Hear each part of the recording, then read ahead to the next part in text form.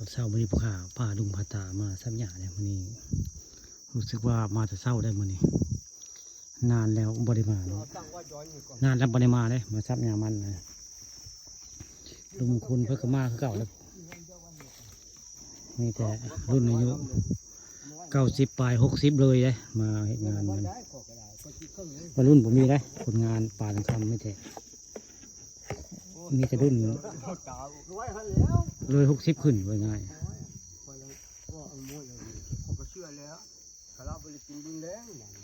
แล้วกินแล้วบ่เอ็มร้อยคาราบาวฮะโอ้มันสิบ่เมาบ่ลุงโอ้เมาแต่แท้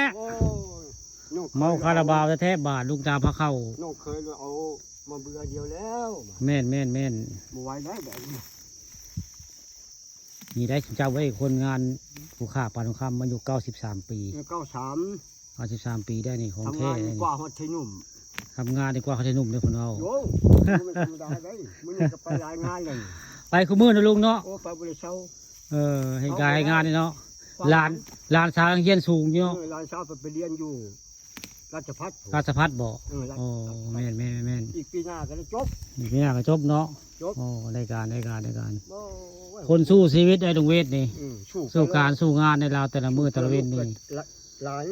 ข้ามมาต้องมีคนมาจ้างเราได้ไปเห็นหันเห็นนี่เป็นคิวอยู่เด็กกระพังลักหัวเด็กกระบ้านคณาได้อันผู้เฒ่าเนี่ยดูง่ายบ่าวจีโรดพันดูทางรถไถได้บ่าวจีโรดเพิ่นอันนี้ลุงเวทนี่ดูทางชับหญ้าบ้านคณามาจ้างเพิ่นได้การแล้วก็ให้คณาเทศบุญนาตาลนี่มาจ้างลุงเวทได้เพิ่นไปได้ไปมั่วละอ้างไปดูน้ำกันโอ้ยบังเขาเอาเจ้าบุกินบอกเข้าตาเขาเอานานได้หลายมื้อแล้วบ่ได้มามันฝนตกเนาะเลยบริบายใกล้มาคอยให้คอสวนวันนี้มีโอกาสได้มาคอยให้คอสวนได้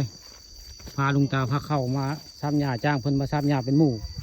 มาผู้เดียวมันเหงาเนาะลุงคนเนาะนี่พญาอยู่ว่าอยู่มีเรื่องหันเรื่องนี้มีพญาว่าอยู่บ่มีพญาว่าอยู่บ่นี่นะลุงคนละนี่คนพี่จนพ่อบนล่างว่าพี่เป็นพ่อห้างพ่อล่างบนฟังได้พอเราอันลุงมงคลพ่อพี่จนพ่อบนล่างพี่เป็นพ่อห้างพ่อล่างบนของเราโอ้ต้องซีเรียสนะลุงเนาะให้งานไปเรื่อยๆไปงานนำน้องเคยไว้ง่ายเคยมีงานพอได้เหตุงานไปวันเนาะถึงว่าถึงว่าบ่ฮักบ่มีกะพอได้ได้กินเนาะลุงเนาะพอขาดเคินได้ง่ายได้เมื่อวานนี้กับบุคคลไปพอได้ไปอำเภอเจริญศิลป์ได้แล้วก็ไปพุ่นกับบ่ได้ฮอดได้ไป